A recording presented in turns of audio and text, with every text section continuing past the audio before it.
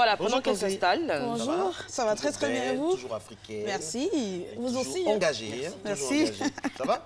Ça va Alors, super bien. Alors, aujourd'hui, on a quoi? On a quel menu écologique aujourd'hui?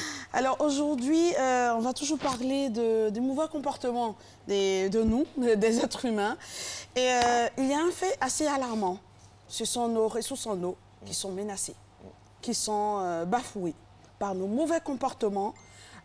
C'est triste, hein. Nous constatons, nous allons demander au niveau de la régie si déjà on peut déjà mettre cet élément. Voilà, nos plages, notre littoral souffre et pleure. Nous déversons tout ce qu'il y a comme ordures ménagères. Et ça, je pense que c'est quelque chose qu'il faut arrêter. Et donc, comme vous le constatez, hein, depuis Bassa, Massini, jusqu'à de l'autre côté de la Côte d'Ivoire, au niveau de San Pedro, nos baies sont carrément sales. On le constate avec justement ces images, on va dire, amateurs, d'amateurs. Déchets, détritus sur nos plages. C'est pas glamour du tout. Ah oui, du tout. Pour des vacances... Franchement, hein. Surtout que Eva et moi, on a le temps de réfléchir à nos prochaines vacances. Franchement, et on pourrait faire le tour d'ailleurs de la côte de la Côte d'Ivoire, hein, voilà, du littoral justement, passer là, ça donne pas très envie. Ah oui, ça donne pas très envie, surtout que la Côte d'Ivoire est un pays, on va dire, touristique, qui attire beaucoup de personnes. Je pense que c'est une image pas vraiment intéressante pour notre pays et qu'il faut qu'on change ce comportement-là. Avec un tel constat, une seule question, que faire? Alors, que faire? Il faut tout simplement arrêter immédiatement toutes les pratiques mettant en péril nos plages et nos bordures de cours d'eau.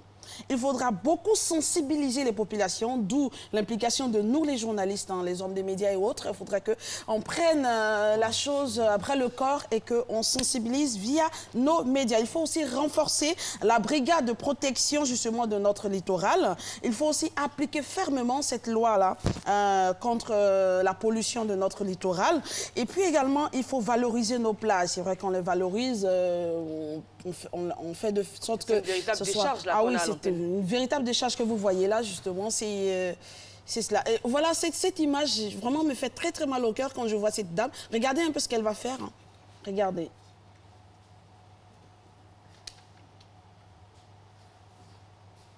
Elle déverse carrément des ordures dans la mer. C'est de l'eau usée, c'est rempli de déchets. Voilà, quand elle a déversé, elle-même, elle avait peur que cette eau-là la salisse. Et justement, elle va salir l'eau, notre plage, avec cette eau-là. Je pense que c'est quelque chose qu'il faut immédiatement arrêter, il faut mettre en pratique. Et je pense que c'est dans ce sens que, justement, des jeunes chercheurs, des jeunes étudiants ont décidé de prendre la chose à bras le corps.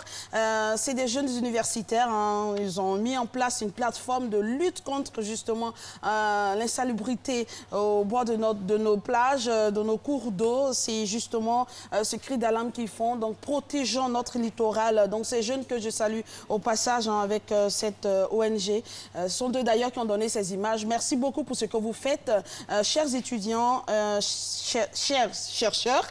Et je pense qu'avec vous, et avec le gouvernement, avec l'implication de chacun de nous, on pourra changer l'image de la Côte d'Ivoire parce qu'elle n'est pas vraiment... On est censé se rendre dans un autre village, hein, à la Oupanda, je ne sais pas oui, si ils partent justement, l'image est disponible. En attendant, Kanzli, vous avez dit en début de chronique que nos ressources en eau disparaissaient, ce qui est d'ailleurs vrai. Oui. Et malheureusement, cela a un impact considérable sur l'accès à l'eau potable.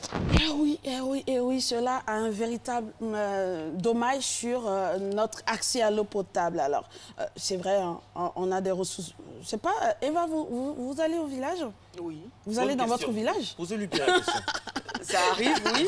Posez la question. Marcelin, vous allez dans votre village? Bah oui. D'accord, j'ai confiance en vous, de toute façon. En fait, c'est juste pour vous poser une question, pour savoir. Moi, quand j'étais toute gamine, quand je partais au village, on avait des rivières, des marigots, où on se baignait. Et c'était des moments de rencontre aussi. Bon, oui, tout à fait. C'était tellement paradisiaque avec tout ce qu'il y avait autour. Mais aujourd'hui, quand je vais dans mon village, ces cours d'eau-là ont carrément disparu.